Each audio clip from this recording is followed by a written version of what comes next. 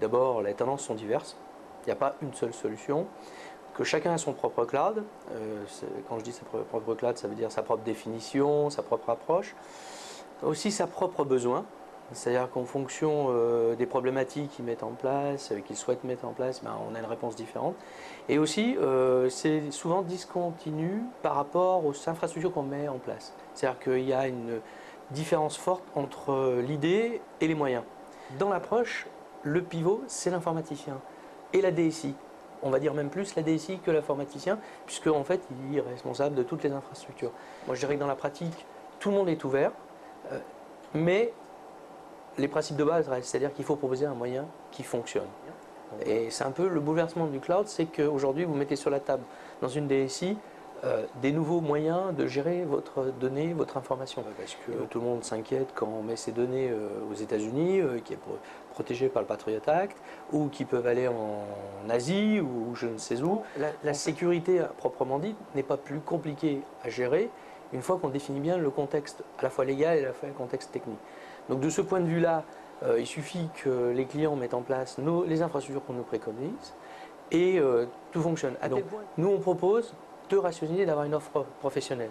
Donc, il faut prendre le bout en prenant une approche professionnelle et plutôt qu'à t'attendre, et donc c'est pour ça peut-être qu'il y a une acceptance plus forte dans les tendances, plutôt que d'attendre, proposer aux utilisateurs des grandes, de la société, des utilisateurs, des moyens pour répondre à ça.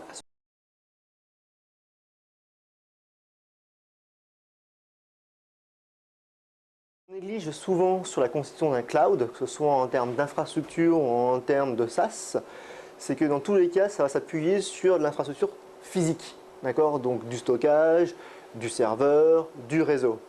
Et la propriété propre justement de constituer un cloud, c'est d'avoir une infrastructure physique qui est capable d'évoluer en fonction du business model, c'est-à-dire de commencer petit, de facilement pouvoir évoluer à 2 fois plus, voire même de réduire la voilure, ou de réutiliser tout ou partie de l'infrastructure à un autre besoin. Et ce qu'on constate, c'est que finalement, les choix qui sont faits sur la partie réseau ne font pas forcément dans le bon sens par rapport à la partie serveur, vice-versa avec le stockage, et que ça va fonctionner dans tous les cas sur la phase 1 du lancement de projet, mais que quand on va commencer à vouloir le faire croître, à avoir une garantie globale des performances sur l'ensemble du système, on va se confronter à des vraies problématiques d'infrastructure et de comment je fais pour faire x2.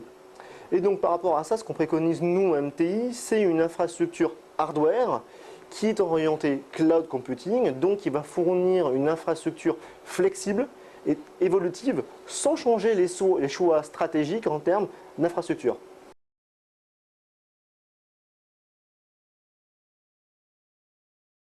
La majorité de nos clients que l'on rencontre sont sur une couche de virtualisation à base de VMware, donc les ESX, d'accord, parce que pour les parts de marché, l'historique. C'est vrai qu'on constate maintenant de plus en plus de clients qui commencent à tester ou qui sont en production sur l'Hyper-V. Maintenant, concernant les autres éditeurs, là par contre on les trouve beaucoup moins, on a vraiment un gros focus VMware et Hyper-V.